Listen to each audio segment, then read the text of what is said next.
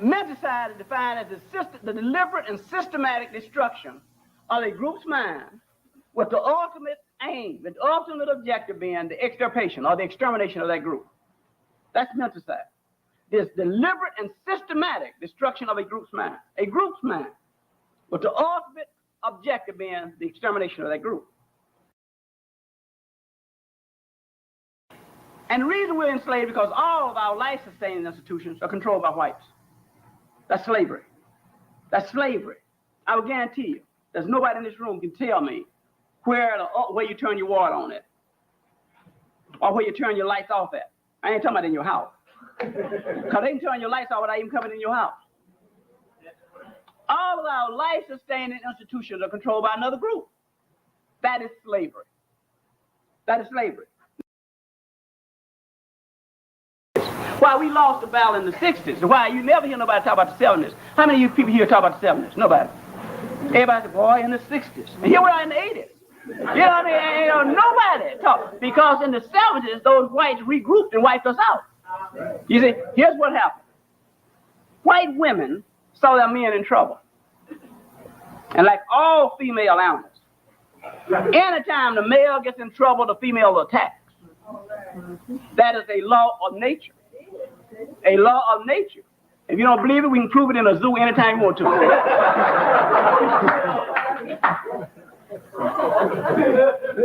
Now, what happened, white women came out and captured our women and convinced us that white women were not as racist as white men, and convinced us, or convinced our women, that they would place them above their husbands, their brothers, their lovers, their children, their sons, and we went. Then the white gays came out and convinced our gays it was a gay struggle and stole our gays, you know, okay? White students came out and grabbed our black students, said it was a student struggle, and wiped out our black students. And all of a sudden, we up to wondering, where's the fight? You know what I mean? You know, it's not about. So now they're coming up with books such as, book is The Declining Significance of Race. Because there's only one fight left, just one, and that's for the fight for the black mind, and we are losing. We are losing. You see, because if you stop to think about it, some of the things I'm going to show you, and then we're going to give some solutions. Today I'm going to tell you some things that you will reject, but that we can do, and that we should be about doing. And they're very simple things, something you can do in your day-to-day life. The first thing you must recognize is as a black student, you have a responsibility that I just cannot tell you what it is. I mean, it is so awesome. But yet, you are no different than a Palestinian student. Students your age in Palestine are carrying guns from Palestinian students. Israeli students your age, Jewish students your age are carrying guns, in addition to going to school, carrying guns. In terms of Zimbabwe,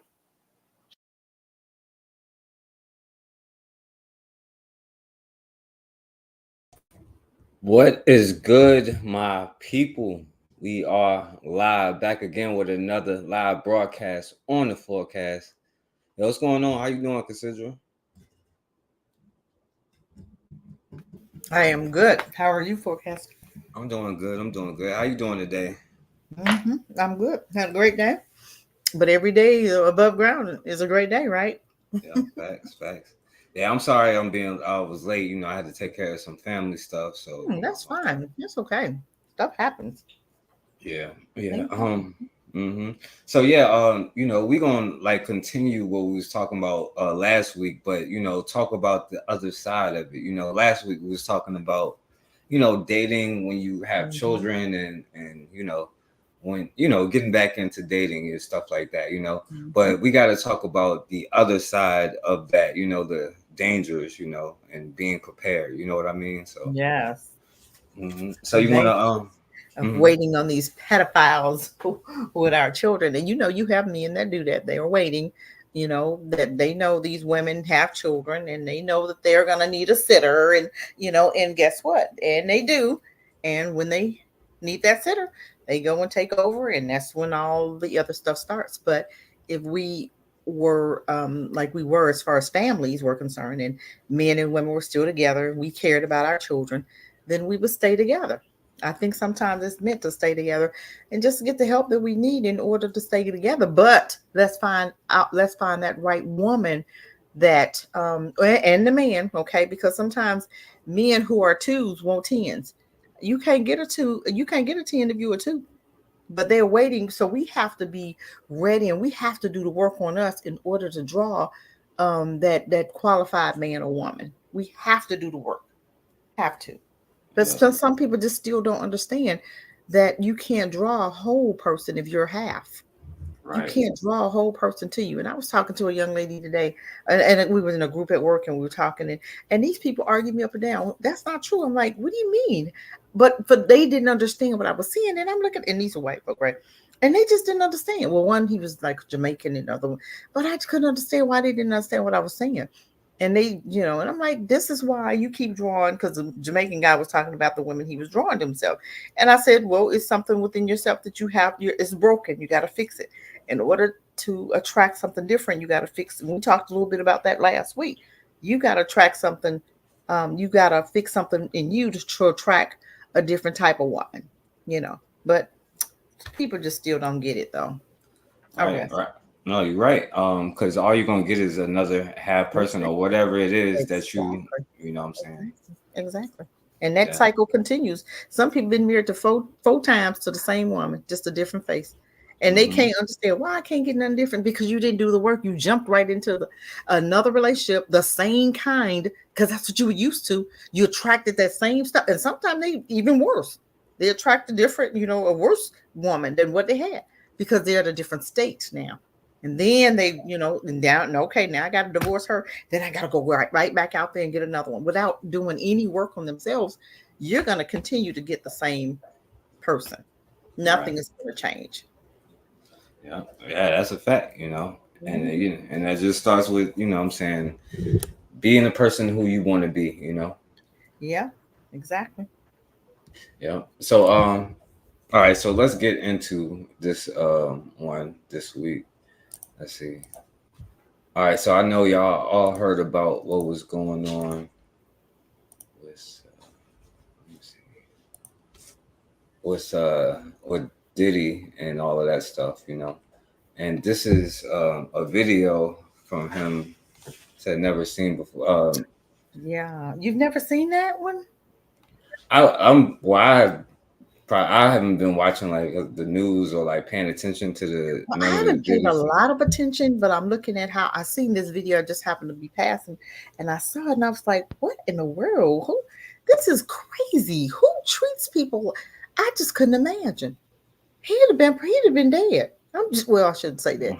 I shouldn't say that, Lord. I'm just gonna say it wouldn't have been good. It wouldn't have been a good day for him. That's all I'm gonna say. Okay. I just don't know how to. I don't know how to. How do you have a relationship like that? Is that what that's called? That's crazy. That girl, go ahead and show it. That's some crazy stuff. He running like he running after a piece of food or meat or cash or something. All right. It's crazy. Go ahead. Okay. All right. Video is disturbing. Just released surveillance footage from 2016 showing what appears to be Diddy violently assaulting then-girlfriend Cassie. In the video obtained by CNN, Diddy, seen in a towel, strikes Cassie, and after dropping to the ground, she is kicked twice from behind. Diddy then attempts to drag her away from the elevator bank. Later in the footage, it appears Diddy shoves Cassie in the corner, then throws an object in her direction. So far, he has not commented. And what was you say? Who needs to be treated like that? That is crazy. I cannot even imagine. But my thing is, what made her stay? That's the question of the day for me. What made you stay through that? Was it the money? Was it where she came from? Was it the promise of maybe he was promising her something? Or what made her stay? That's the question. And a lot of women stay in predicaments in relationships like that. But my thing, here we go again. What makes you stay? To accept that, to think that's okay, to think that's love. That's traumatizing. I guarantee you she's still traumatized from that. I guarantee you she's not healed from that. So is that what she attracted to herself? So does that mean that she was in a certain spot or does that mean that he? Well, we know what it meant for him, but women that date men like that, does that mean that there's something wrong with them internally? My answer is yes. I believe that there is something broken. If you can actually stay in the midst of that, and a lot of times it's childhood stuff. It's stuff that mom, dad probably treated her that way, or something. Mom treated her that way. Something happened, and something's very broken. All Yeah, right. I'm no, but yeah, and because you would say in her case it may be like money or like a Mhm, promise of fame, but like it mhm. had, like you said, is a common thing with regular people. Like, well, there ain't no money involved and ain't no fame, and a lot of people I've known people and that like that'll always complain and all that stuff, but go back. You know what I'm saying? Like I wasn't Mhm, friends with them, but I've known them. You know what I'm saying? Like mhm. around, and like you see that, and I do think I agree with you. Is a man is something going on inside that which you feel like you deserve it. You know what I'm saying? Like this Yeah, is what you're worth. And like yeah. because consider if like it's not that what a man does or of the same thing with a woman, it's not your responsibility. Your responsibility is yourself. You know what I'm saying? So like consider I know No. if a man come to you, you know what I'm saying, you're gonna have your candy bar or you gonna, you know what Hmm. I'm saying? And see, Like I can't. what would you do? I couldn't even see right there. I could not even. I don't even think I would attract an abusive man. I mean, I think they have. I think you give off a certain personality. You either have a personality or a certain look that they know that they can treat you like that. I mean, I'm telling you, I just couldn't even date a guy like that. I mean, the first time you raise your voice, I'm gonna be like, dude, what's going on? What's what we doing here? You know what I'm saying? So I just certain women just don't attract stuff like that because I wouldn't. It wouldn't be a good. Like I said, it wouldn't be a good day for him. I'm serious. And see, that's why I couldn't put myself in that predicament. If I'm dating somebody and they raising their voice, I have to hold on. We're not gonna do that. Sometimes you as a woman have to show a man how you want to be treated. And sometimes he brings stuff from, because a lot of men they don't take a break. They go from woman to woman immediately. 30 days, 2 weeks, they back in a relationship with another, and they continue that cycle that they had with the other woman, you know what I'm saying, with you. And you have to be like, hold on, we're not doing that. You have to really tell them how you want to be treated. And if you're not, speaking up and you quiet, then that behavior will continue. And he'll treat you the same way he treated the last 5 women that he had within the last 2 months. You know what I'm saying? Because he got some stuff with him that he's not fixing. And a lot of people in relationships are not fixing those issues, and they're taking it from one relationship to another and then wondering, and then they're pointing the finger at the woman and it's them. Well, I can't, then they say, well, man, all these women, they ain't none of them no good. Well, no, you just broken and you picking broken women. So that means not just them aren't any good, it's you. You need work and they do too. And you guys are attracting each other instead of you being single. And listen, men, ladies, you gotta be single in order to heal up a little bit. I know it hurt to be alone and you trying to forget that person, but you're not going to do anything but attract something worse than what you had if you get right back out there and start dating again. It's still not going to work because you're not fixed. You're still broken, even more broken now. I rest. Yeah. Shouts out to my brother Anthony in the building. Appreciate you coming through, my brother. Shouts out to Raw in the Yeah. building. Shouts out to Bakari. What's going on, y'all? Hey, what's And up, you guys? if any of y'all want to jump in and add to the conversation, even though I know that today might be a tougher conversation, but Yeah, y'all we're feel trying to free. take it. We're trying to make sure that these are very important issues that need to be discussed if we're not talking about in our community. We're so busy talking about Diddy. We're talking about them, but we're not talking about the stuff that they're carrying with them, the stuff that women are silently suffering with. And anytime you can, get trafficked and you kill you know what I'm saying? That's an issue. And then you get blamed for it. This something's wrong here somewhere. And a lot of times you stay in those abusive relationships, even though you know that you're not supposed to be there. You feel it, you know it, but you feel like, well, I don't deserve anything else. But so where did that come from? And why aren't you getting the help that you need so so that you can attract what you deserve instead of you staying down in the dumps and being a 20% or 10%er and you remain like that. When you know that it's some stuff in your life that's not clicking right, why not go get the help so that you can get to a different level or go to another level and attract somebody at a different level? Because you can stay right there in the basement and keep attracting crabs and lobsters, shrimp, bottom feeders. You know what I'm saying? And Right. and hey, you got to care enough to want to do the work. Care enough about yourself to be like, I know I deserve better. I rest. Yeah. And really, like, this is like really the basis, because this is an issue within the whole Black community. Is like abusive relationship with Yeah. you know, Yes. Neanderthals, where we just can't not get, we keep getting abused and going back. And it's like on a micro level, it's like so much self-hate within our communities, right? Yeah. And we wonder where a lot of this self-hate comes from. You know, even when we dealing with each other, we get on here arguing about men and women issues when really Yeah. it's your trauma that you carrying from your Yeah. damn childhood, and we projecting Yeah. it on each other. And then Yeah. other people come in and see that and be like, Yeah. "Oh, well, I'm staying away from other Black." Yeah. When I say other Yeah. people, I'm talking about Yeah. younger Black people. Yeah. Okay. Yeah. So it's And also, and mhm. even with that, you can say, okay, you'll see how they have treated us, right? And you'll begin to treat your children the same way they treat you. Have you? Exactly. I've noticed that with us. We treat our children the same way they've treated us. And that's the sad part about it. And I don't even think we understand it. It's almost like we are in such an abusive relationship, and they're looking at us and they're like, why are they acting like that? And I'm looking at them like, well, hell, because we came together with you. If we had and I really do believe this. I don't believe that if we hadn't came together with them, we would not be in the position we're in today. I think that we had to stay separated because we had our families.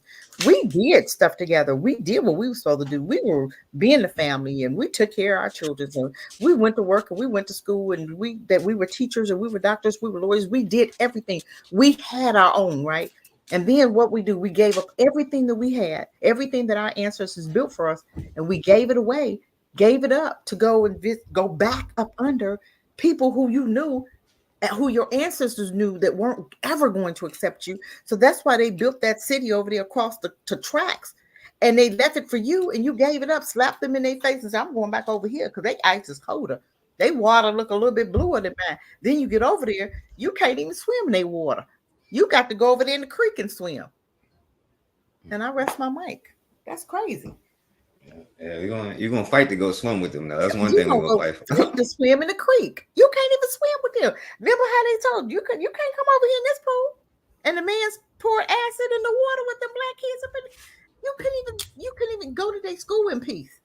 Yeah, you went. You had a whole crowd of people cussing 6-year-old out because y'all wanted to go to school with them. But God never wanted us to mix and mingle with them. He said, "Be ye separate, learn not."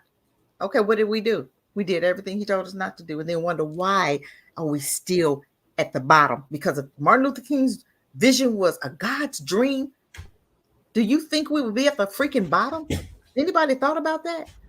When you go against something that you know you ain't supposed to do, why would he have a dream? He separated you. Then he gonna give a man a dream to tell y'all to come on back. What come back for what? What had they done to us to prove to us that they changed?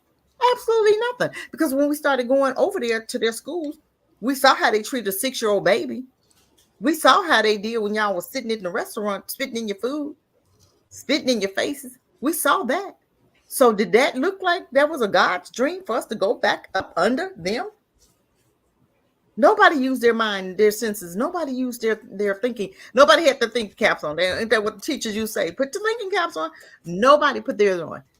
Everybody sitting up there looking crazy. Nobody had the sense to say, "We ain't doing that. No, you go over there. We're not doing that. That's not a good idea. We did that already. Our ancestors put us over here for a reason." Nobody had the sense to say that. I rest. Yeah, definitely. And you know, like I said, it goes back to individual things and individual situations. So I'll play the rest of this one. In a statement to ET, Cassie's attorney says, quote, "The gut-wrenching video has only further confirmed the disturbing and predatory behavior of Mr. Combs."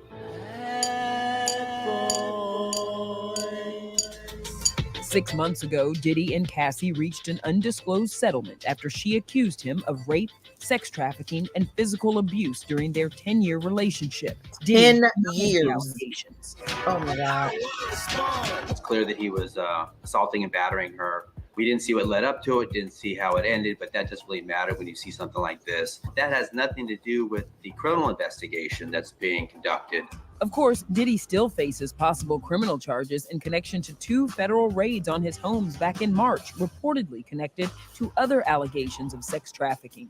Diddy is still facing problems on a number of fronts. First of all, he's got the 4 civil lawsuits, and then he's facing the criminal investigation by the federal government. The government is fact-finding, investigating, and slowly moving toward what most people will assume will be indictments.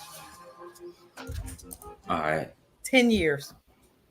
That's some horrible stuff. 10 years of trauma.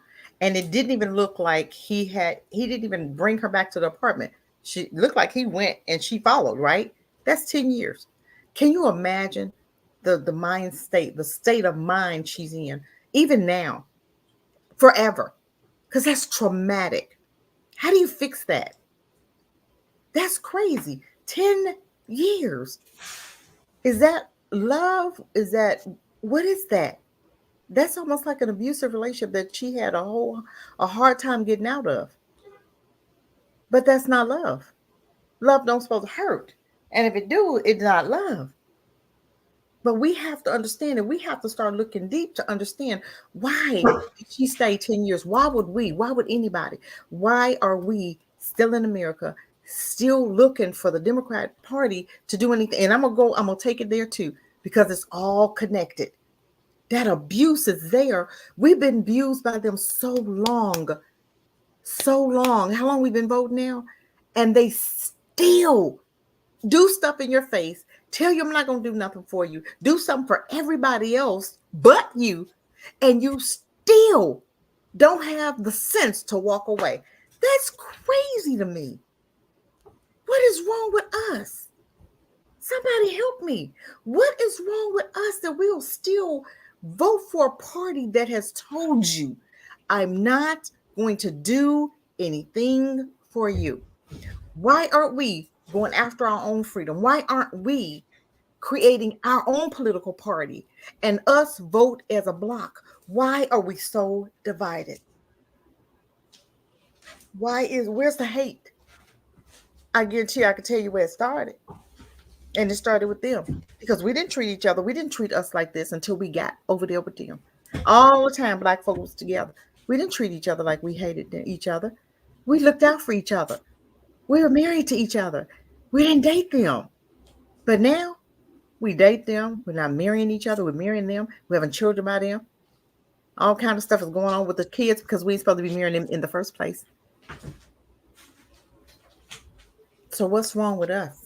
When are we going to get tired of being abused, being beat, being kicked, being stomped? When are we going to get tired of that treatment and turn our backs and build our own tables? I'll rest. Yeah, that's a good question. All right. Let me see. I had these last week. I forgot. How does sexual violence affect homes and communities? Oh wow. Let me see. I forgot. I played this one last week, but I ain't play it on here, but I forgot what it was.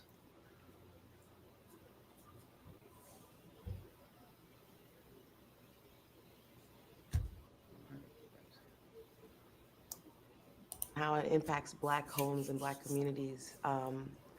It's sex and sexuality are incredibly intimate aspects of who we are as human beings. It's something critical to our humanity. And it's also, I think, a very kind of revealing area of our lives when it comes to our histories of violence in this country, in America. The fact that 3/4 of the women who are in prison are survivors of domestic abuse, and that more than 80% of them have experienced some form of sexual abuse, usually in childhood. So I think it impacts families indirectly indirectly and directly because of the conversations that aren't had and the types of healing that can't happen until you're in a space where you can step into that truth and step into what happened to you and say, like, I am not my trauma, right? And that's really hard. It takes people a long time, but I also think that it impacts families, especially when the perpetrator is in the family or the perpetrator is family. We're expected to keep it quiet and not police or incarcerate our family members. Often, you know, when sexual violence happens in a home, it happens by the hands of the person in power who also provides income for the family and or provides the legal status that the family needs to stay whole or to stay in this country. And then incarcerating that person would really have drastic effects on the family. So it's a tremendous trauma and burden, and something that is silenced in the Black family as a whole. Because of the history of sexual violence and because of Afro descendant girls who grow up in households where their own mothers don't even talk about it, um, creates even more of a struggle of us finding a safe space to explore our sexuality, especially when we're entering puberty. And I thought about the idea that from early as 4, we're taught to protect ourselves from sexual violence all the time. Girls are. I don't think that this conversation happens with boys, but we're taught to protect ourselves. It's like, don't sit on men's laps, you know, close your legs. Don't wear that, you know, don't show your panties, you know, all these things we end up being taught, you know, that we have to protect ourselves from this kind of imminent violence. It's weird because I feel like since girls end up really being the only ones taught to protect themselves from the violence, I feel like there ends up not being any accountability kind of on the other side. And so we end up, you know, blaming ourselves to some degree for the violence or thinking that we are the cause of the violence or maybe just accepting it. All right, Cassandra, what you think about that? Wow, that video it speaks volumes because it hurts to the core.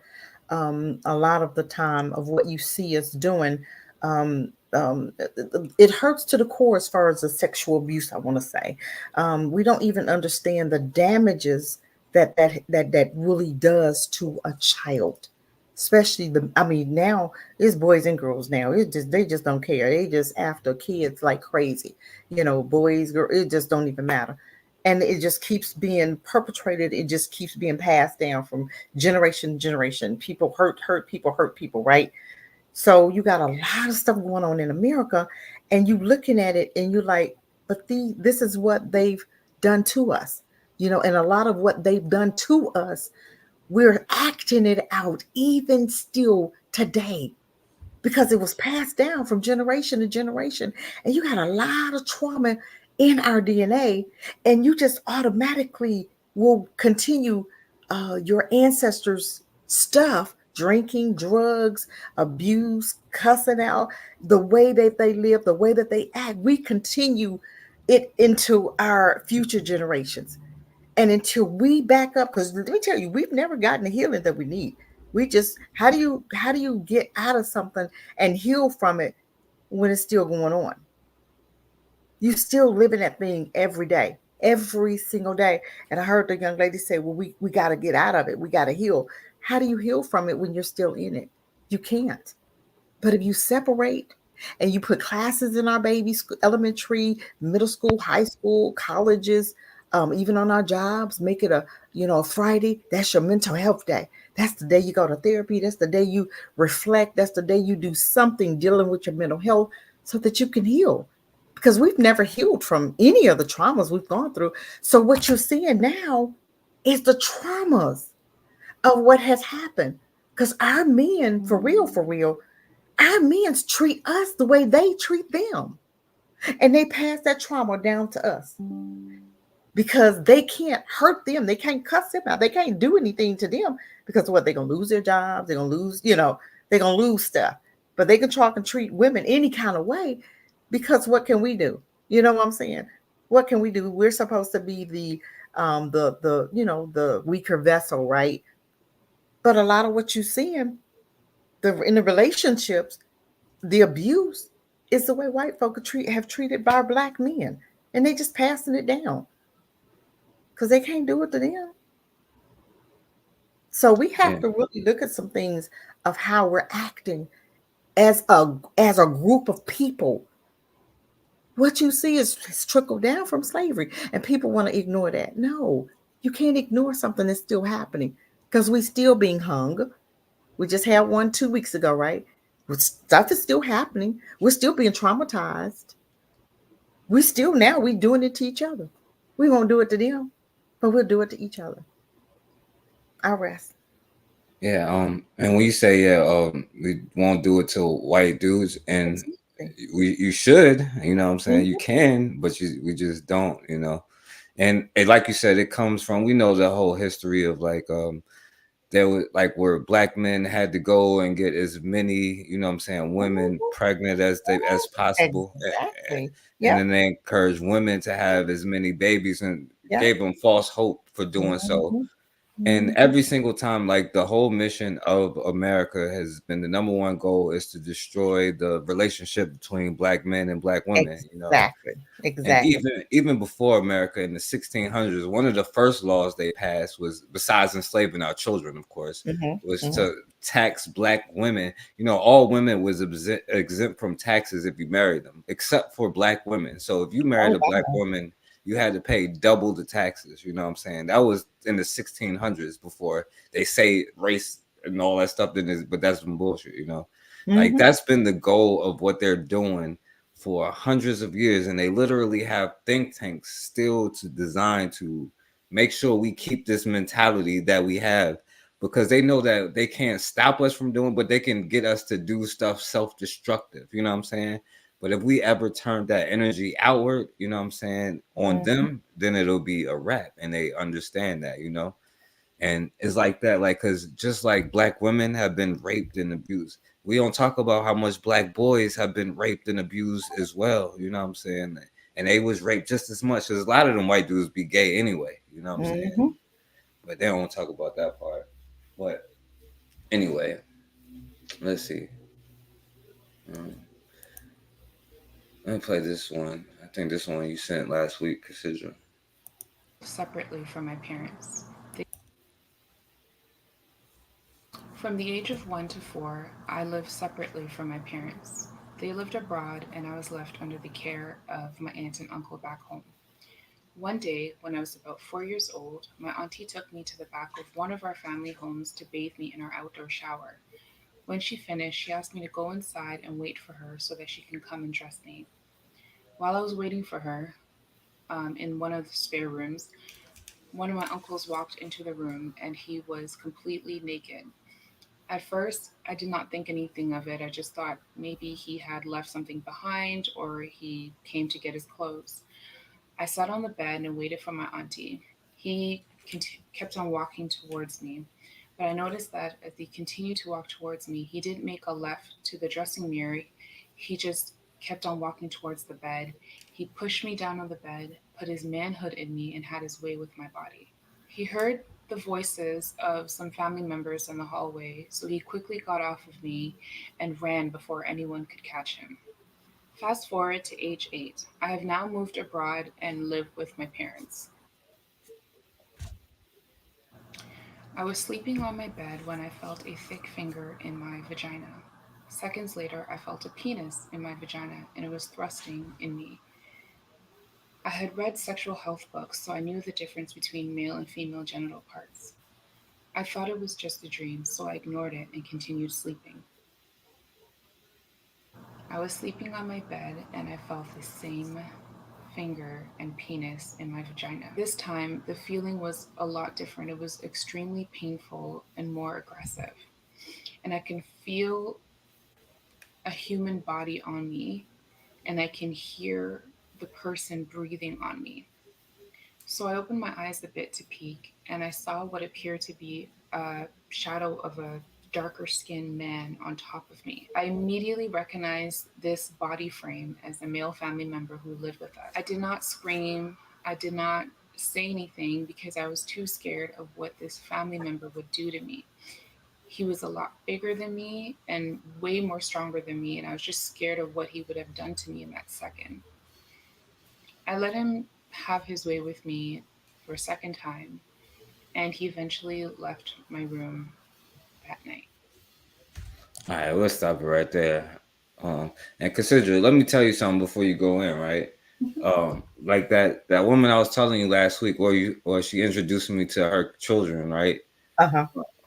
Now when she was younger, right, her mother died when she was like 6 years old, and her father was in the army, so he was gone, and she was staying with her aunt or whatever. And so her aunt's boyfriend used to, do what she was just talking about to her. Mm-hmm. And she told her aunt about this, and her aunt got mad at her and like was like, "Oh, why you doing such and such?" and like cussed her out, and blamed her for like trying to mess with her uncle. You know what I'm saying? And like so she throughout her whole life haven't had a healthy relationship with men, you know what I'm saying? And even with her, her whole situation, you know what I'm saying? And I see how even like close up in from afar, how she still struggles with being able to do that. And sometimes I think that she like gets pleasure from like making, like trying to hurt dudes, you know what I'm saying? Like she Of thinks course. that, Of so yeah. course. Of course. I believe that she does. A lot of girls that grow up without dads, uh, the men destroying a man is nothing to them because they're so angry because their dad wasn't there. Speaking from experience, the earlier Cassie, right? I would date guys and literally tear them apart because I knew how. And I'm telling you, but it was hurt. It was a lot of hurt that was there because grew up without a dad. My mom's, the whole situation with the rape and stuff with my mom, and here I am. But a lot of people don't understand that you have to take care of those issues. You have to get help. You cannot do that on your own. You cannot. And you have a lot of men even now today blaming black women for a lot of stuff that goes on in the family. But I'm looking at these men, they're hurt too, okay? But these are men that you would think that would know better, that will blame a black woman for the way the child came up, or the way the household is ran, the way things are with our children that we raise by ourselves with no help, mind you, struggling, you know. But I've seen it where, I've seen lives, talking about black women, they're this, that, and the other. And I'm looking and I'm like, but where were the men? So you don't blame the men for any of this? Where's the show that's saying, black men, if you were at home with your children helping to raise your sons, they wouldn't be switching around here today.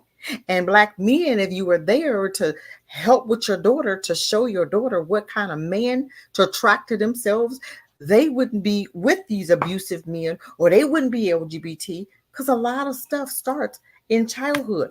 A lot of stuff starts. And sometimes kids don't know what to do with that. They don't know that it's not normal. They don't know to say anything. They don't know that, man, if all I have to do is just tell. And then, like you said, then you'll have a child that does tell. And then the help is not there. The aunt. So therefore, that's telling me that the aunt has some issues. The whole family has issues. Because who said the aunt wasn't touched? Was that the dad's aunt, or the man that abused the girl? Was that her aunt? You understand what I'm saying? So how far did this go? This thing is deep in our community now, but it's gotten worse since we separated and our men aren't there. So you have men that are waiting for these women with children, and they're moving in. You moving in after 2 days. You having sex. You met him today. You in the bed with him tonight. He moving in a week. You don't know nothing about him. You don't know if he was in jail. You don't know if he was in jail. How long was he in jail? And was he having sex in jail with other folk that look like him? And now you got your little boy around him.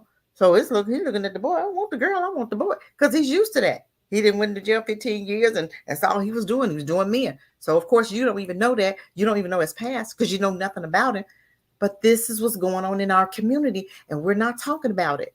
Men, you have children. Go keep your daughter. Go keep your son. Do the work on you so that you're, yes, she's your ex. Okay. We got that. Okay. But still, those kids are not your exes. Those are not your ex. Those are your children who need your help, who need your protection, because that woman got to work. And because you're not there supporting her, and then you'll say, oh, that's her kids. How is it her kids? What did she have sex with herself? I'm just saying. So we have to stop with the blame game. And that bothers me when I see lives like that, because we want to put the blame on everybody else but the black community, is male and female.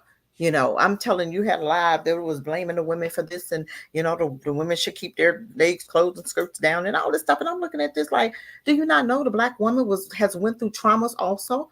So half of our children are growing up with men. So what are you expecting? They're looking for love in all the wrong places, and that is true.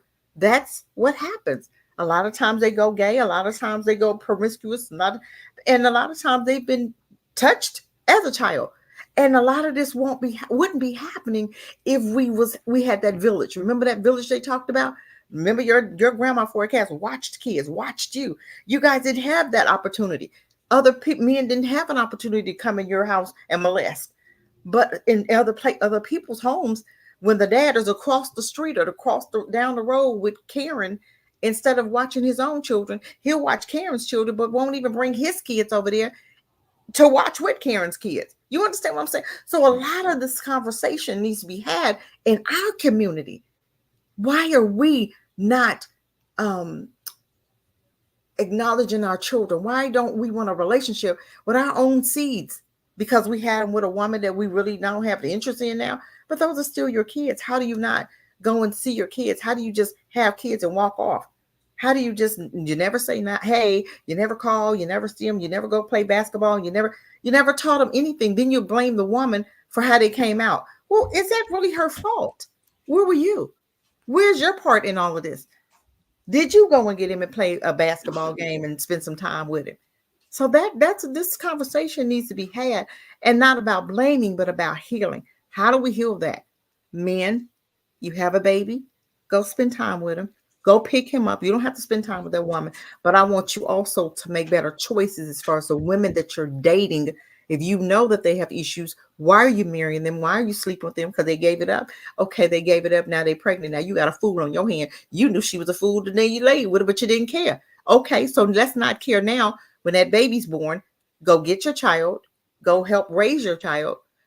When she's working, you get him. When you're working, she get him. Then that way predators can't come in and get them, because you guys are there as a team. No matter what, doesn't matter about her.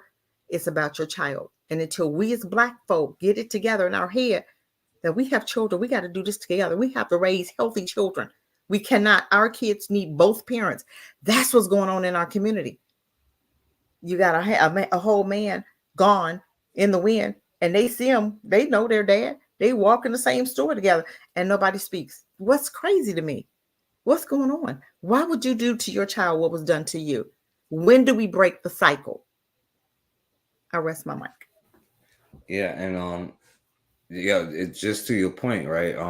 If you notice, like anybody just on here, on anybody who's came on my lives, anybody who says negative stuff about like black women, you ask them something about their family, they'll be like, F my family, F my, this person, because there's something going on. Like, and why you see so many people on here, like, going back and forth at each other, you know what I'm saying? Like all of this stuff, like not only is it for money, but you got to be sick in the head to take money to do that anyway. You know what I'm saying? Like, so like a lot of that stuff is coming from like what we talking about here, Yeah. and why it's hard. Like everybody be like, oh, it's hard to date now. Well, I wonder why, you know what I'm saying? It's just so much toxic behavior. And then not only that, when you come up this way, we wonder why people follow people who are known as scam, because that's all you used to. You only know like people who will do you dirty, and like Cassidra talk about, that's what you attracting to yourself, because that's the only thing you can see. Like, you can't, obviously, you know what I'm saying, there's somebody, you could tell what somebody does by what they produce and all of that type of stuff. But a lot of times people is attracted to toxic stuff because that's what their background is. That's why you have people that can get away with scamming you. You know what I'm saying? Because you don't have nobody showing you the right way. You know. Yeah. All right, so let's go to this one. Welcome, world, back to another video. My name is Ashley. You've just tuned in to Living with Ashley J, and this is True Story. So I recommend you grabbing you some wine, some of you all, so you all have an opportunity to walk down the aisle with me. I'm gonna get right into the video. I have read the title of this video. You're here now. Go ahead and subscribe.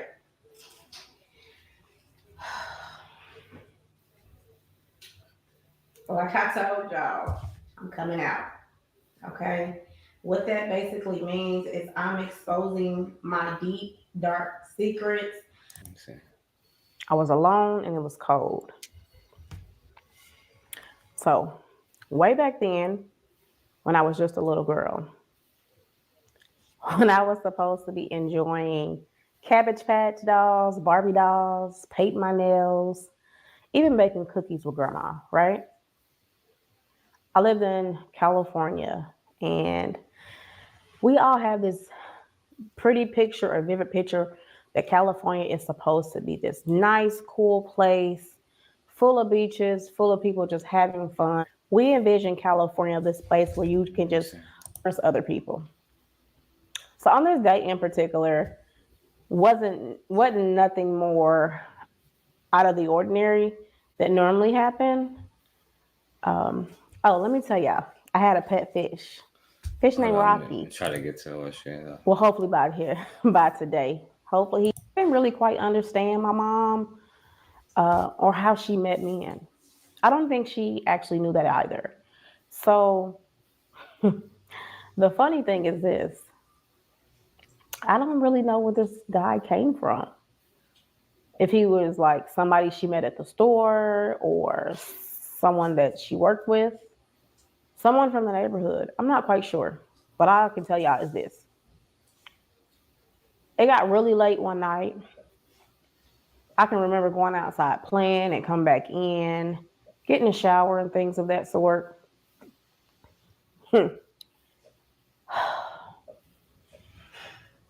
Somehow this man ended up being at our house. Past dark. I ended up getting sleepy, going to the room, going to sleep. Of course, you know how parents put their kids to bed. And they have a kickback. Well, at least I know now that I'm grown, that's what they're called. So, I can remember just like it was yesterday. I'm just going to tell you how the house was built a little bit so you can better understand. All right, because she go on for a minute, but you kind of see where she's going, right, Cassidra? Yeah, you want to say something? But this is just the traumas that, and a lot more boys suffer also. Not little girls not in little girls right now. They all. But like I said, when we were together, when the moms and the dad was in the house, that didn't happen because it was always somebody there. It was an adult there, right? That didn't happen. So how do we get back to that? How do we get back to the healing? Because it's not going to get any better. I mean, unless we do something about it, unless we change it, unless we counteract all of what they've done to us. We have to re-educate. We have to unbrainwash. We got to uncoon ourselves. We got to, you know what I'm saying? It's so much that they've done that we don't even understand how we got where we are today. And it's through the education. It's through the TV. It's through the music. That's subliminal. How do you say it? Subliminally. That word is just not. But we know they've done it slowly, but surely, and we know it. So let's counteract it. Let's turn the clock. Let's go back. Let's start appreciating. Let's start speaking to each other. Let's start dating. Only us. We got to get rid of that bunny fever. Get rid of that snow bunny fever. Get rid of that kin fever. I'm just saying, because I could show slide after slide where these white dudes ain't hitting on nothing. And they're abusing these African girls and they're abusing black women. They're abusing us. One man said, I'm going to make Africa white. He gonna spread his seed all over Africa. He not white guy. He don't mean that's no good. None ever. But they fake and shake just like they fake and shake all day long. And you will never know that they really don't like you until they come out and tell. You can tell, but some of them, if they don't say it, then they don't consider them enemies, because they didn't call you the nigga. They didn't call you the N-word. They didn't tell you, I really don't like you. But we have to come back to the basics of loving on us. We have to come back to teaching this in our schools. And that's even educating our own babies. We got to start somewhere, shutting it down. You got to shut it down. Come on back over here. Let's start educating our own babies. Let's have this heart to heart. Let's have classes that's going to teach us how, about our real history, about how they really treated us. Let's do the CPR, CTR in our schools. Let's get the truth out there, all of the truth. Let's understand who the enemy is. This stuff we can counteract and we can reverse today. How? By owning our own schools. How? By doing online first, and you paying your way every week, and you putting it up to get a small building at first. But right now we can do online. Seriously, we can do online. You can hire grandmas, hire somebody to come in and watch your child, make sure they're getting online while you go to work. But it's going to be somebody, a family member. It's going to be somebody you trust.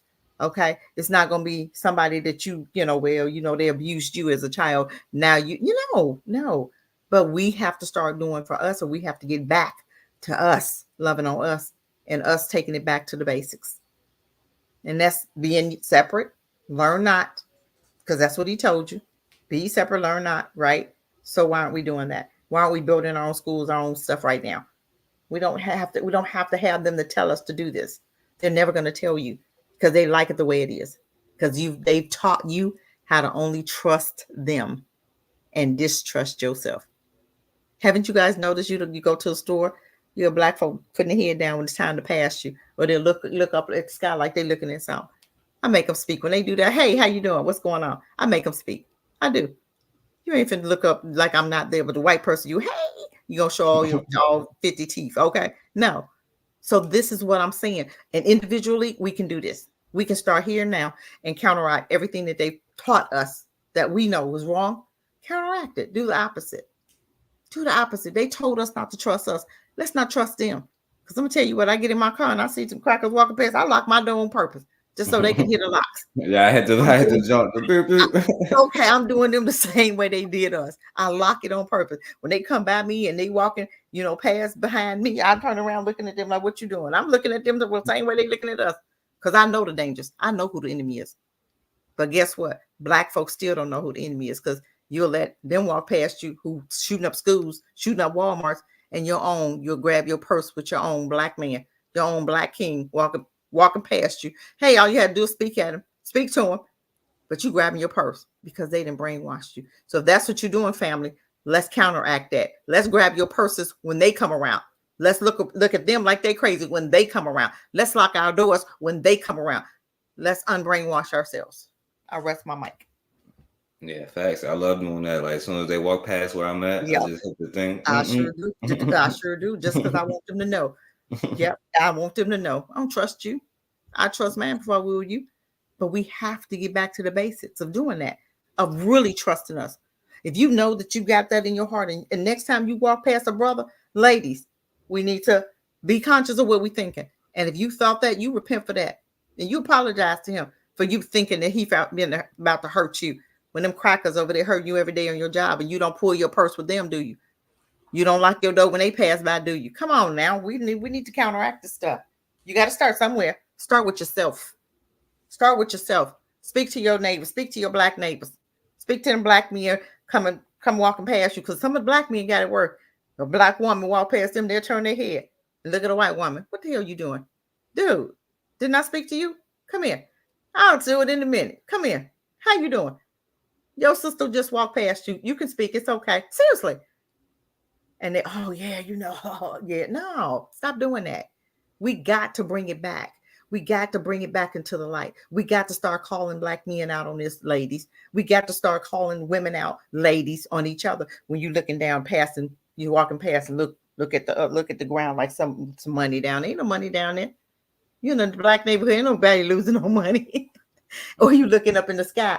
when walking past, but you're gonna look the other way up in the sky like, ooh, ain't nothing up there. Come on, stop. Speak to your sister that just walked past. I rest. Yeah, facts. All right. Okay. I was sexually assaulted by my father when I was 20 years old, and I'm just gonna tell my story. 20. Wow. So December 2019, I decided, I'm gonna move back home by myself without my mama or my siblings. And I did that. I moved in with a friend. It didn't work out because she was mentally unstable. So then She mentally unstable. My grandma. Right. Now, let me try to get to the what part. happened? It's like 30 minutes. So one day I'm laying in bed with my dad, which, Why? I didn't see nothing wrong with it because that's, my dad. So my grandma come in the room and she was like, she looked at me, she said, "You shouldn't lay in the bed with your daddy, my baby." That's what she said. And I was like, me, I just be joking. But I was thinking in my head, like, what? You mad because I got a dad? Like, like now, obviously looking back on it, I do. I'm sorry, I'm choking over my words. I do realize, she must have been telling me that for a reason. For a reason. So, but obviously I didn't listen. You slapped him again.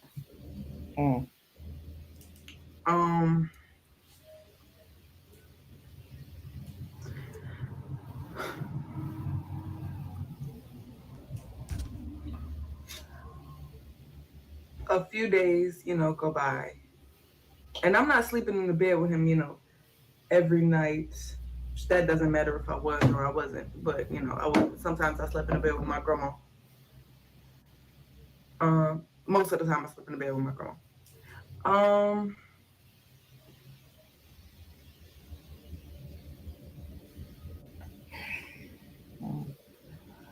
One night, it was like 2:00 in the morning, 2:30. I was sitting, because my grandma has these like really comfortable dining chairs in her dining room. Like they're huge and they like really comfortable. So I was sitting in her dining room. And I was just on her laptop and writing down in my notebook.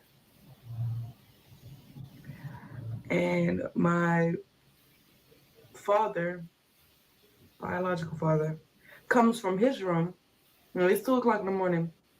He comes from his room and he said, "T, come to bed." I say, okay. I ignore him. I say, okay. I don't come.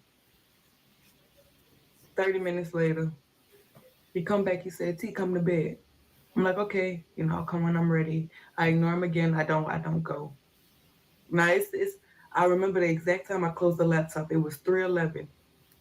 He came back the third and final time. He was like, "T, come to bed." And I was like, you know what? I'll go. Fuck it. Even though I wasn't tired, I wasn't ready. I was like, I'll go. So I go get in the bed with him, snuggle up with my father. I wake up to my uncle. He wasn't waking me up. He was waking him up. He was like, come on. I'm going to bring you to work. It was 5:00 at that point. All right. Because she talks, goes for like 30 minutes. But yeah, you want to say something? For me, I really think it's inappropriate. Just like her grandma was saying, you 20. Why are you in the bed? And maybe I'm wrong. Y'all help me out in the comments if I'm wrong.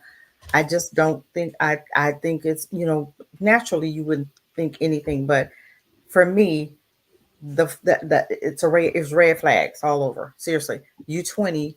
Why are you in the bed with your daddy in the first place? Seriously. So is that something that had been going on?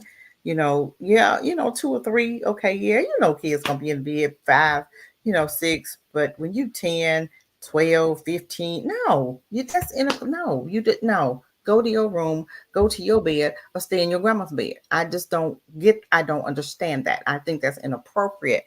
And I'm not even saying, if your daddy walk in, you give him a hug, that's different. He on the couch, you sitting on the couch, y'all sitting there together, you know, but I'm not gonna get in the bed with my dad. That's just for me. I think it's inappropriate. And even if I saw my granddaughter doing it, I would say, baby, come here. That's not something you need to be doing. But we have to understand and begin to have these conversations because sometimes people just don't be thinking. It's inappropriate. Period. Period. I don't know how we're gonna say it. It's inappropriate. Now I could be wrong, but that's what I think. But what you think? Well, I say it like this, because I never considered it like, because I ain't got no kids, children anyway, so like I never even thought about something like that. But I will say this though, like my first love, right, when I was like 14, 15, like, I found out that her biological father was like messing with her, you know what I'm saying? And like he used to like wait till everybody was gone and then like make her do certain things. And I used to be like, yo, we need to do something, like, but and I should have, what I'm saying, like, and I like wish I did looking back, because I was like 14 myself. And she would be like, my dad is going to say he's going to do this to me and my sister and my brother if I say anything. And she was like scared or whatever, you know what I'm saying? And so, like, this was like, and I remember one day I was like over there and she came outside and like something was like off. And looking back now, I understand what it was. Because he had just like messed with her, you know what I'm saying? And like now he's like he died now, but like she told her mom or whatever, and she actually she got a divorce from him, and like dude, like he ended up going to like jail, getting in trouble and all that. They went to like the police and stuff like that. Yeah. And her mom like left, and like she's married now, with children and stuff, like the person who I was dating. But like back then, I should have done something. You know what I'm What saying? could But you have like, done though at 14? You didn't know. What could you have done though? Who would you gonna tell? yeah, What could you have done for real? That's where these conversations come in at. Even as, and I'm gonna tell you, even when my kids were real little, I used to always we had conversations about abuse, even at 2 and 3. You can sing songs. You can talk to them. Because I had a sitter, and I worked part-time, and I had a sitter, and I have an older lady. But she had a husband. You know what I'm saying? And she had a son that would come and visit. And even that, I would be talking to my daughter, and I would say, nothing goes in your mouth. We would sing a song. And then, when we came home, I would, hey, how was your day? I'm sitting in the floor with her. I'm like, what did you do today? We had our little dolls, and I'm playing dolls with her because I'm getting ready to find out everything that happened in daycare or at her house, at the sitter's house, right? So I'm just, not that I didn't trust her, but her son would come, and I would say stuff like, boy, I'm so glad, I would say little sly stuff to him, let him know, you touch man, I'm coming. You know what I'm saying? I would just say different, just even though I knew he wasn't, but I still would, talk to my daughter, and I would say, hey, how was Ricky there today or whatever, can't remember his name now, but was he okay? And, did he make, I'm talking to a 2 and 3-year-old like this, did he put anything in your mouth? And people say, oh, that's an odd conversation. No, that gives them the okay, and that makes them comfortable enough to be able to have conversations with you. I had been, young and had gone through something similar, never touched, but just a close call. So how do you get permission to tell that if you've never had that conversation? That's why some kids don't feel comfortable about talking about it, because it's never a conversation that's being brought up. If you bring these conversations up, kids will talk about it and won't even know that they wouldn't even feel uncomfortable because they're used to talking about it with you. They're used to talking. No, everything was good at daycare. Everything was good. And everybody behaved. Nobody, put anything here, put anything there. And you have no serious conversations. These are conversations we as Black people aren't having enough with our children, That's why these pedophiles are getting away with a whole lot of these uncles and aunts and stuff is getting away with stuff, you know, and because we're not making them comfortable enough to talk about it. I rest my mic. Yeah, and you know what was crazy? Like back then, right? We would be on the phone, like, this is back when, when you be a kid and you be on the phone Mhm. all night, like, and she would be like, yo, I could tell like he's about to do something because he keep coming past and like looking at him, Mm-mm. and then you would hear him saying stupid stuff like, hey, you like just say random stupid stuff like, oh, you find my pen or something stupid like that, like, Mhm. and he would keep coming back, and then you could tell like she would kind of get like real sad and be like, I could tell. And like I Mm. wanted to go over there and like, but I couldn't even drive or nothing. You know what I'm saying? Like, and I don't know what I would have did as a, what I'm saying. But But can you imagine just living? Can you imagine just living in a house with somebody that's your biological, that you know doggone well? But that even makes me think that was he being touched by his dad? Was he being touched by his uncles? Somebody had to perpetrate that same behavior on him, even when he was a child. So he's just perpetrating because it was done to him. So who did that to him? His uncle, his dad, his granddaddy? You understand what I'm saying? Because I told you I knew a girl that her dad was had molested her dad, and she was allowing him to keep her daughter. That made absolutely no sense to me. If you knew what he did to you, and this is how we do stuff, not intentionally, but just because out of being normal, out of thinking it's normal. Well, he did me like that, it must be normal, so it's okay for him to do my daughter. You know what I'm saying? But her husband found out, well, he did you like that, and he couldn't understand it either. It was about to be some death up in that house, because little girl finally told. She was 5, and she told her dad. She told her dad. I don't know if she told the mom, but she told the dad, and the dad was going off. Just about to die. Somebody was about to die up in that house. I'm telling you, there was a lot going on. But my thing is, why would she put her daughter in that same predicament? And sometimes it's done on not even on purpose, but just out of normalcy for them, because they don't see anything wrong with it because it happened for so long. You just not even thinking about it. You put your child in the same danger. Arrest. right, yeah, that's a fact. And yeah, speaking of that, what you were just saying, because it's true. It could. I never even considered that till you just said that, like about it happening probably to him too. You know what I'm saying? Exactly. And see, people don't even think about that. And I'm telling you, if you have children and you've kept them safe all of their lives and they really don't understand about abuse, they'll tend to be careless with their child. They'll be very careless, letting them spend the night because they've never experienced it. And they've always wanted to spend the night, and they let their kids spend the night. And you looking at them like, no, that's no, and they think, well, I never spent the night. I wanted my daughter to spend the night.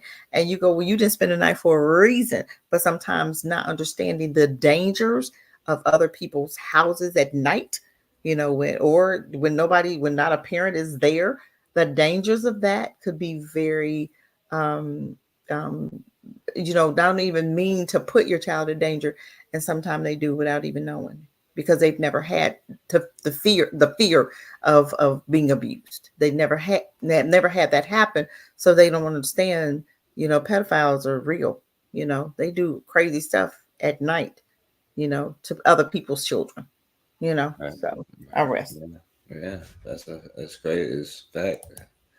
All right, let me see. So I was just getting ready to go, and then I opened up my email, and I got emails from Blavity, and they wrote about this, and I feel like I'm just going to read this out loud. Let's talk about the sexual abuse of Black boys. According Mm-hmm. to T. Ray Davis, discussing his first sexual experiences as an 11-year-old boy recently circulated on the internet. Though through his uncomfortable laughter, he recalled giving oral sex to two 30-year-old women and how it has impacted his current sexual experiences as an adult. Unfortunately, when it comes to young Black boys and men, those type of sexual encounters often omit the truth of what was actually done, an act of sexual violence. This is not the first time a well known Black male celebrity has discussed their first sexual experience as a young child. During a 2019 interview, the baby admitted to losing his virginity around 4 or 5, to a black woman who was around 17 or 18. He then acknowledged that the encounter likely wasn't him losing his virginity, but rather that he was R. Kelly. The rapper alluded that by the time he actually lost his virginity, he'd been practicing for years and viewed his sexual encounters as practice rather than abuse. Okay, so there's an entire article about this by George Johnson. Um,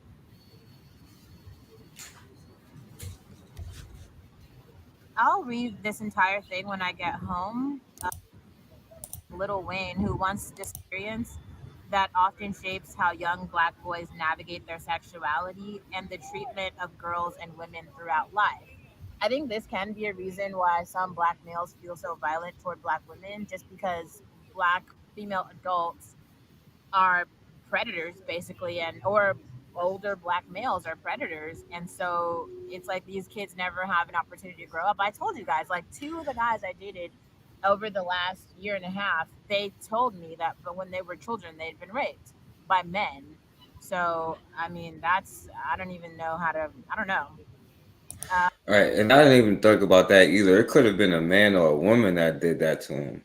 I didn't even think about that either. But Absolutely. yeah, what you think about what she was saying though? Well, what I'm thinking about, a lot of times when boys go through that, they're like, "Oh my God, I just had an older lady. I just slept with somebody with my best friend's sister." They really don't understand the impact at that early age of how it impacts their inner core, especially if it's a man. If it's a man, that is like a transference of spirit, and that spiritual, because that was the first abnormal or not normal, dysfunctional sexual experience. That's a spiritual transformation happens. And that's why we see a lot of our young men walking around here switching, because they have been touched by sitters. They have been touched by sitters' dads. They have been touched by sitters' husbands. They have been touched by older sitter, older, 17-year-old when this boy is 4, because she felt it okay to leave her 17-year-old with a 4-year-old. And I'm gonna run to the store. It's okay. Damien's here with little Charlie, and he's not gonna be. Little Charlie's fine. Damien's, and then of course Damien touches little Charlie, and now you got a whole thing, But she didn't think anything of it, because a lot of times back in the day we never thought about boys touching boys and men touching boys.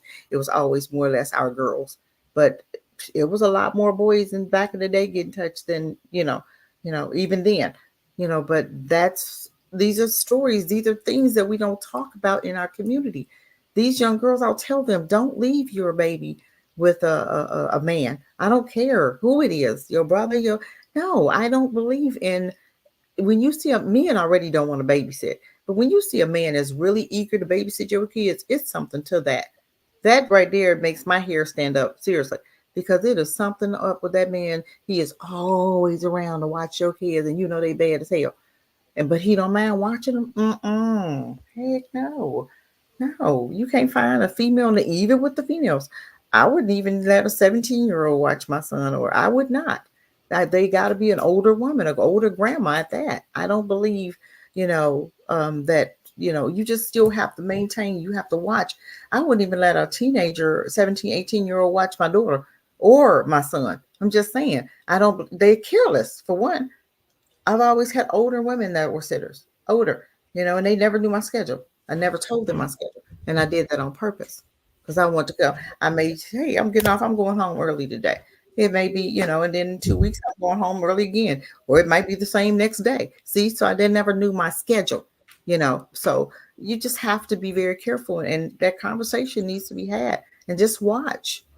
You watch everything. Go ahead. No, I was just gonna say, because you was talking about the babysitter thing. Somebody, it was on the news like probably like 2 weeks ago. A kid was getting watched by a teenager, and the kid got out, like 2-year-old, got outside somehow and got hit by a car and died. With the babysitter. You know what I'm saying? There, He's 13. He probably was on the game. Wasn't he watching that baby? And the door probably was open. He was watching the game in his room. You babysitting, you in the room watching the game, playing the game. and that baby walking around 2-year-old. 2-year-olds can walk, okay? They know how to open the door. If the doors, what if the front door was already open, or it wasn't closed? He got out some kind of way. You understand what I'm saying? Those are not babysitters. They're still very young themselves. Why would you let a 13 or 12-year-old watch a baby? Yeah, I think it was like 17 or something like that. I don't know. Even with that, they're careless. He probably didn't want to watch him anyway. I don't want to watch him. Take him with you. Probably didn't want to watch him. So he's glad he got hit. But no, that's your baby. And that will bother. That's another thing. If you know that you're having kids and you got a 17, 18-year-old, that's your baby. That's not their baby. And you will stick them with that child every day. You don't even want to watch your own child every day. And you will stick them with that. Well, he's 3, and you didn't have this baby when they 15, and now, that's his little brother. But still, who wants to be bothered with that? Who wants to do that for real? Who wants to just spend a lot of time just babysitting every day? Kids don't want to do that. That's your child. But they automatically get to be the babysitter, right? And careless things happen. He probably didn't mean, he watching the game. He forgot he was even babysitting, got into that game and didn't even hear the door open, So, I mean, pick and choose. You want to be safe, or do you want to be sorry? I'll rest. All right. We finish up with these ones. Let's see. All right. Finances is appropriate. So the woman killed the dude, and then they charged her for sex trafficking her. The $1 million cash fine is appropriate. 12 News was there in court when $1 million bail was set for Crystal Kizer. The Milwaukee teen is charged with shooting, killing, and setting Randall Villar on fire in his Kenosha home last June. She was just 17 at the time.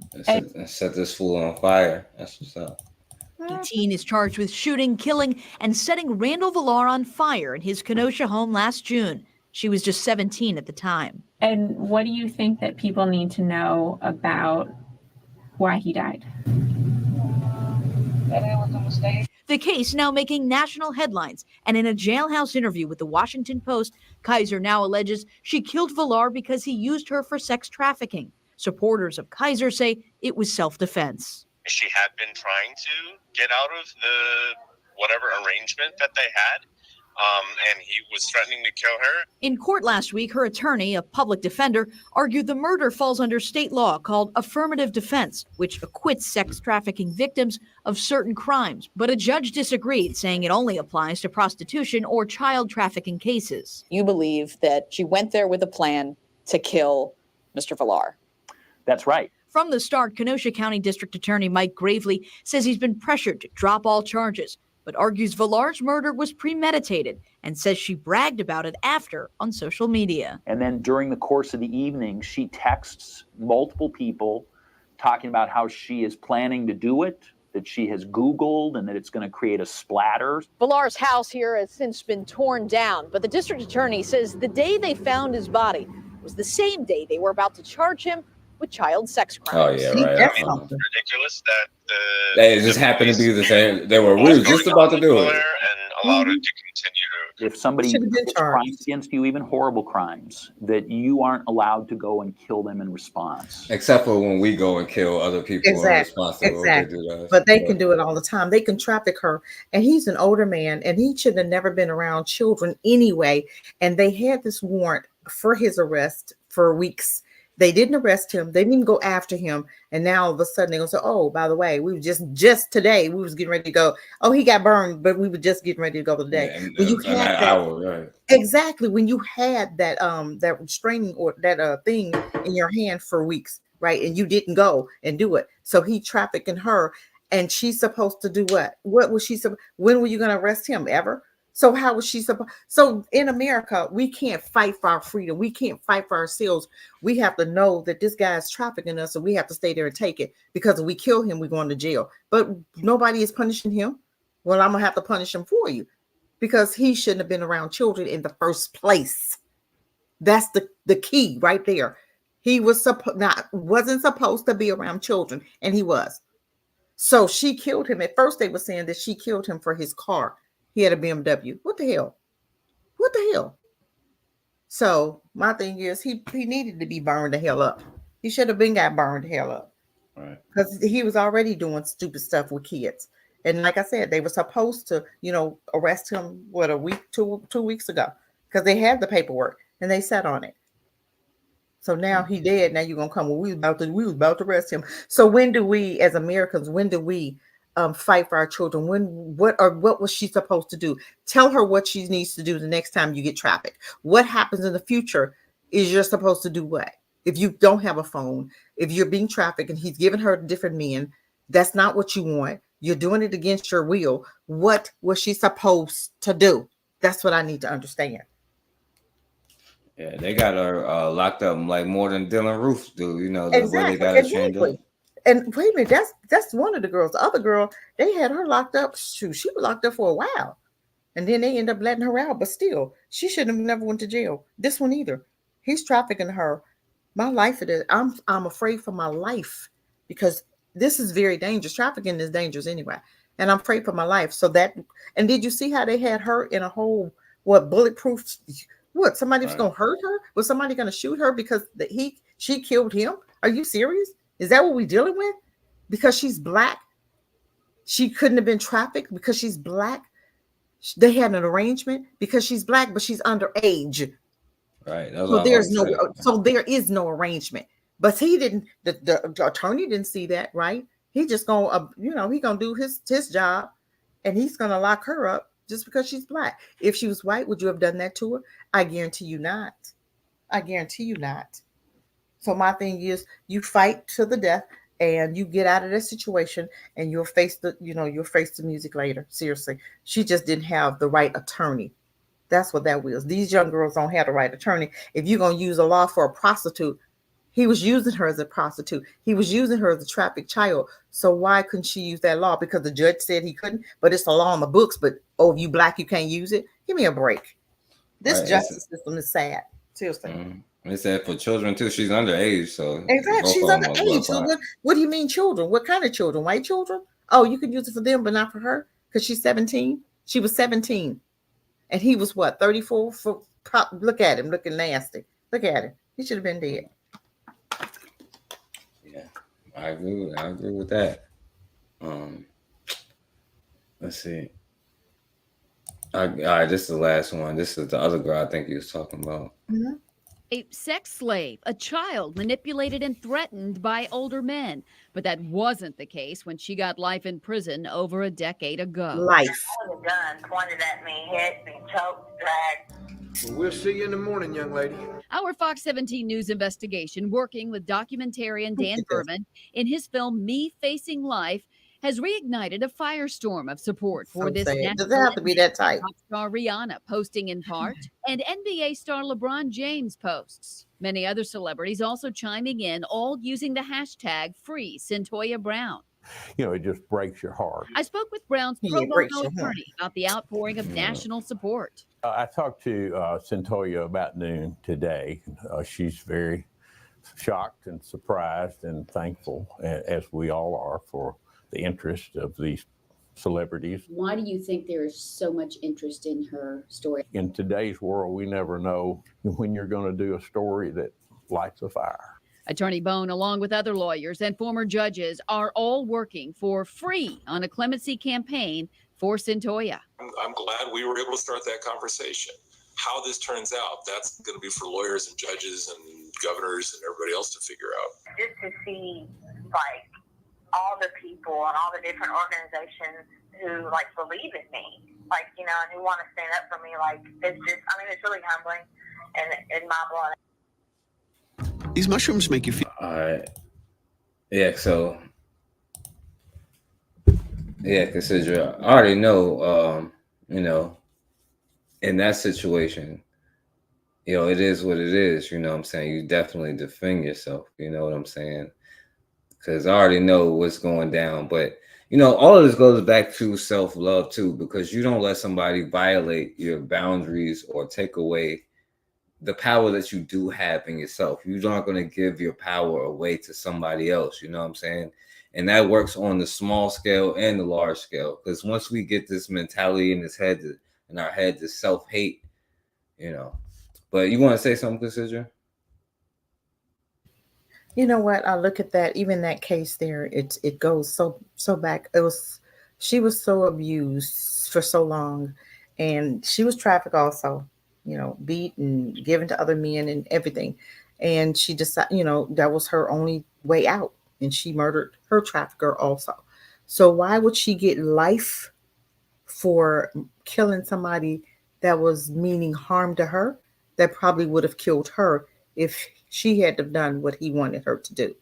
So when do we get to fight for our freedom and not be punished because we're fighting for our life because somebody is doing something to us? You know, when do we get to, just like I look at today and I look at how black folk have to, go, do crazy stuff. We fight back. Things happen to us. We fight back. We go to jail. But look at who's doing what to us. We become the racist when we fight back, or when we hold them accountable, then we become, or our children. Just like the girl that was fighting the other girl who banged her head in the ground.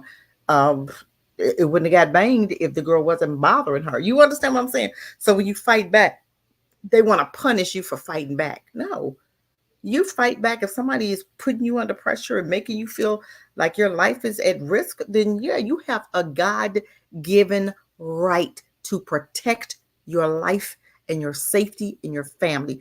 You have a God. Don't let these crackers come and tell you, because guess what? They would kill whoever's hurting their family. They would come and kill whoever's hurting them and their children, but they don't want you to do nothing to one of them. No. You don't come over here and I won't come over there. You don't come over here with your mess, and guess what? You live to be 90. But when you coming over here and you entreating and you impeding and you acting like you crazy and lost your mind, you got to be brought back to your senses. I rest my mic. Yeah, I agree, and that's a part of it. When you have self love for yourself, Yeah. that you're not going to let somebody just violate you. You're going to stand up for yourself, right? You're going to do everything that you can to protect yourself and what you love, because you deserve it. You know what I'm saying? It's yours, and nobody can take what's yours. And when you start treating yourself like that, you're going to start treating your brother and your sister like that. There ain't no way we're going to be able to get. That's why it's so hard for so many years, because we're trying to force without even liking ourselves. And then how could we be friends as a group when we don't even like each other? You know what I'm saying? But how can we like each other if we don't even like ourselves? You know what I'm saying? Exactly. And you got to understand, it's not your fault, you know what I'm saying? Because they have done this for centuries, have the like every resource that they can to put and to keep you where you are. But it is your responsibility to get up out of that situation, knowing that nothing can like stop you or none of that. That's why we got to get back to like the basics and instilling the self-love with yourself and then to your children. And instead of passing down traumas, you pass down what you pass down, but start incorporating positive stuff inside of you. Pass down that kind of trauma, positive trauma, if that's the thing. You know what I'm saying?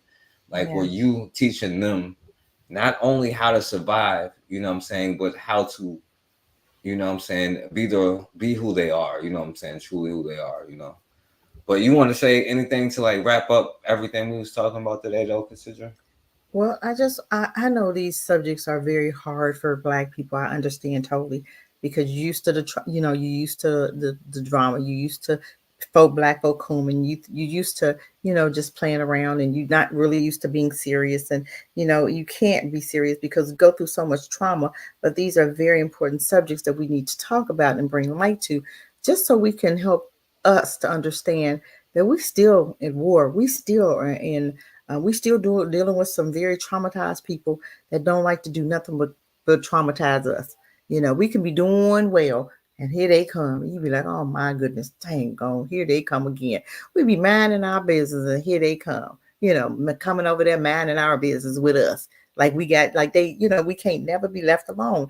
But we have to get to the place where we are understanding who our enemies are, and we're reversing the curse, reversing everything that was done to us on purpose. Every area of our lives needs to be checked, and this is why we're having the type of relationships that we're having, because we're not checking ourselves, or we're not checking each other. We don't even like each other. That needs to be checked. How do we get back to loving us? How do we get back to loving each other? How do we get back to, to acknowledging and reverencing each other? How do we get back to that? That's they've had 70 years, 60, 70 years to teach us, to traumatize, how not to like each other. They've taught us well. Turn off that TV. Let's make our own channels. Let's make our own commercials. Let's make our own music. Turn off them radios. Let Black folk know who's sitting up there cussing with this music that it won't be tolerated. We're not going to listen to that. All of this can be reversed today. All we have to do is we're deleting all that negative music. We're deleting the nasty TV. We got Ron Dalton, okay? And he's got a TV, producing network. Why aren't we watching his TV? Why aren't we watching his shows? Why aren't we? Yes, we have to pay it. You pay for cable. So why can't you pay to watch a Black man's movies? Good movies. Why aren't we paying for that? Even Michi X, okay, she's got a network. Why aren't we paying, pay her to watch her? I know people say she's half white or whatever, but my thing is she is fighting for the community, okay?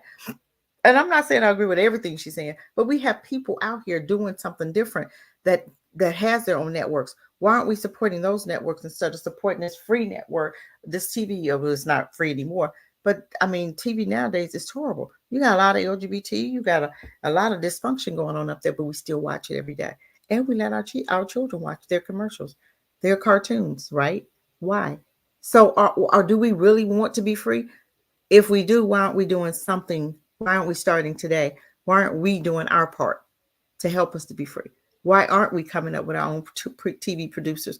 We got millionaires. We got Hollywood out there. Okay, well, why aren't the Black people that's doing Hollywood their way, why don't they create their own Negro wood or something? I'm just saying, why aren't they doing something different? You don't stay in dysfunction. If you know it's dysfunction, you get the money, you get out, if that's something you're going to do. Or don't even get in there in the first place. But since you are there, come on over here and get yourself free and produce your own Negro Leagues or something that we can learn for us. Let's just not stay stuck. Let's not stay where we are and complain about everything that they've done. Let's do what we need to do to be free. It's not that hard, you guys, but we got to want it. And it's time. I want it. I'm wanting. I'm looking to be free. I'm looking to be out of America. I'm looking to be traveling more. I'm looking on ways that I can bring my foundation to other countries, to invest in other countries. I'm sick of America. I'm sick of what I'm seeing. But I know some people can't do that. And if you can't, I understand. You do the best you can. But if you can, and you get your passport, go visit other countries and you'll see what I'm saying. You'll see why I hate being in America. Because when you go to other countries, you feel they treat you so much different. Just depending on the country. Now, anytime in a white country, European countries, that's not my style. I'm going to Black countries, dealing with Black folk, okay? And you're treated totally different. And I hope you guys are learning something. I hope you guys are ready, start with you. Start with you. When you go to the store, start speaking to each other. Start, nodding at each other. Stop looking down. Stop looking at the sky when you're walking past your sister. And if they do, start speaking to them anyway. And I rest my mic. Have a great night, y'all. Yeah, facts. And I definitely pay for Negro wood for sure. That's dope. All right. And shouts out to Jermaine in the building, Bakari, Raw, Anthony. I appreciate y'all for speaking in the chat. You know me, this is gonna be my last words, y'all.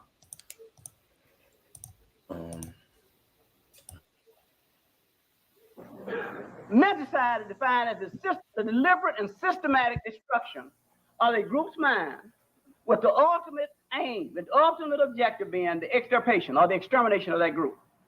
That's menticide. This deliberate and systematic destruction of a group's mind with the ultimate objective being the extermination of that group.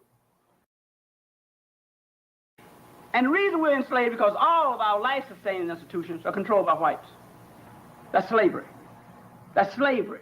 I will guarantee you, there's nobody in this room can tell me where you turn your water on at, or where you turn your lights off at. I ain't talking about in your house. Because they can turn your lights off without even coming in your house. All of our life-sustaining institutions are controlled by another group. That is slavery. That is slavery. I really don't mean that people.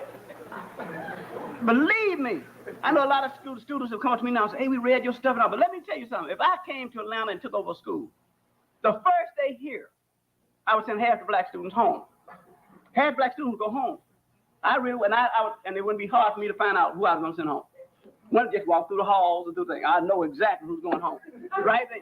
The second day, I was sending half the black faculty home. You see what I'm saying? The third day, I sent all the black administrators home. All of them. And then we'll be about the business of teaching. Because I swear, because there's only one fight left, just one. And that's for the fight for the black mind. And we are losing. We are losing. You see, because if you stop to think about it, some of the things I'm going to show you, and then we're going to give some solutions. Today, I'm going to tell you some things that you will reject, but that we can do, and that we should be about doing. And they're very simple things, something you can do in your day-to-day life.